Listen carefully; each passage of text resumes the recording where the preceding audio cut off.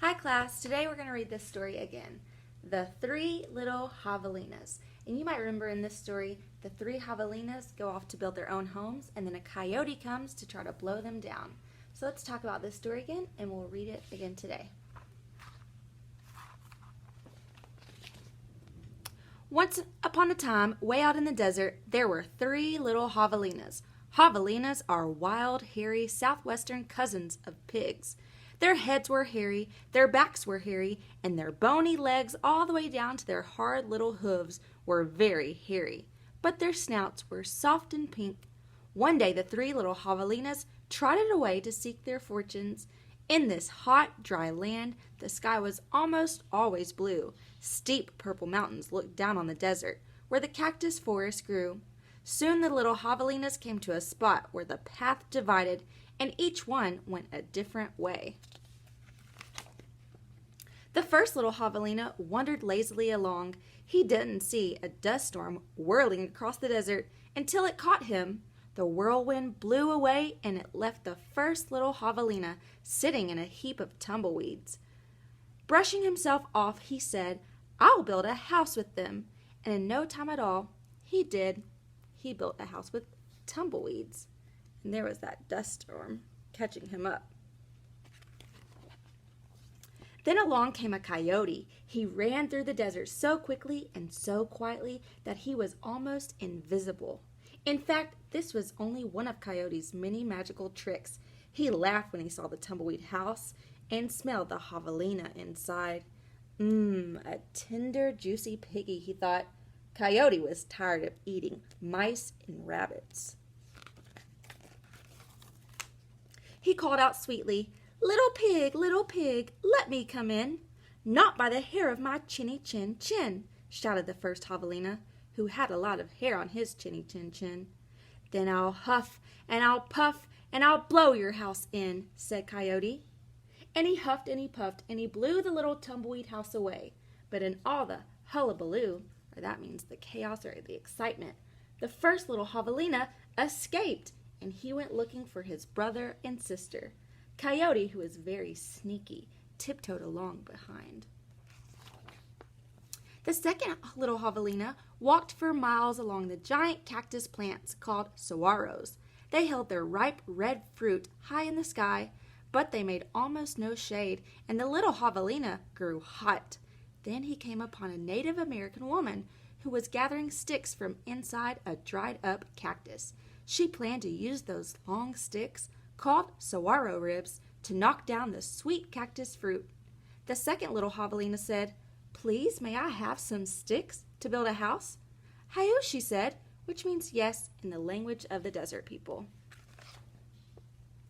When he was finished building his stick house, he lay down in the shade, and then his brother arrived, panting from the heat, and the second little javelina moved over and made a place for him.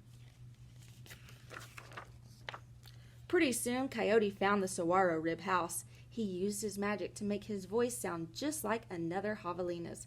Little pig, let me come in," he called. But the little javelinas were suspicious. The second one cried, "No, not by the hair of my chinny chin chin." "Bah," thought Coyote, "I'm not going to eat your hair." Then Coyote smiled, and he showed all his sharp teeth.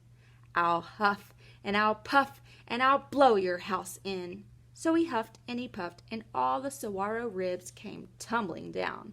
But the two little javelinas escaped into the desert. Still not discouraged, the coyote followed. Sometimes his magic did fail, but then he usually came up with another plan. The third little javelina trotted through the beautiful Palo Verde trees with green trunks and yellow flowers. She saw a snake sliding by, smooth as oil. A hawk floated round and around above her.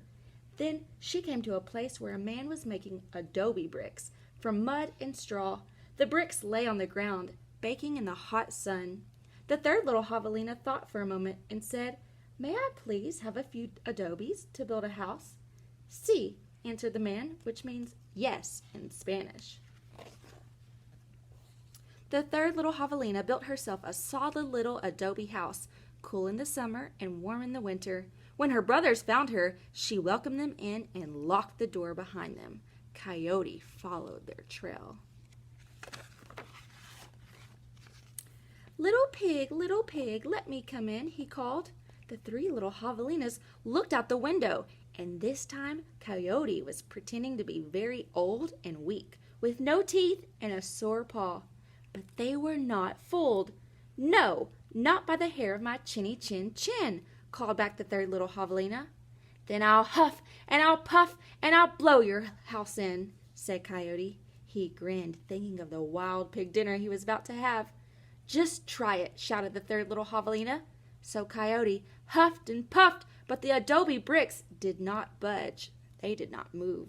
Again, Coyote tried. I'll huff and I'll puff and I'll blow your house in.